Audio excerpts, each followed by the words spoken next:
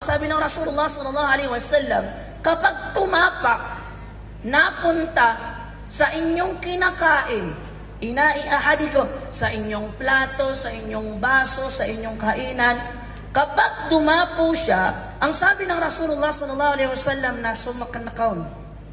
Tapos, tanggalin mo. Ibig sabihin ng sumak, ilublog mo. Pag nalublog mo, tanggalin mo, itapon mo, ituloy mo ang pagkain mo.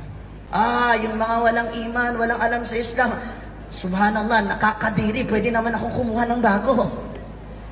Pero dahil sa kawalan ng iman at ayaw nilang paniwalaan ng hadis ng Rasulullah sallallahu alaihi wasallam, kakaduduniyaan, kamapedid na sosyal, miyada, si Kuya Maanan yan, nakabubuli niyan, Muslim. Bakit itinutos ito ng Rasulullah sallallahu alaihi wasallam? How many years nang nakalipas? Dahil sabi ng Rasulullah sallallahu alaihi wasallam, ang langaw, ang kabilang pakpak neto ay gamot. At ang kabilang pakpak naman neto ay sakit. Ngayon kapag tumapak siya sa kinakainan ng bawat isa sa inyo, hindi nyo alam kung ang itinapak niya ay gamot or sakit. Kaya ilublog mo para magsama doon at tanggalin mo at ipagpatuloy mo ang iyong pagkain.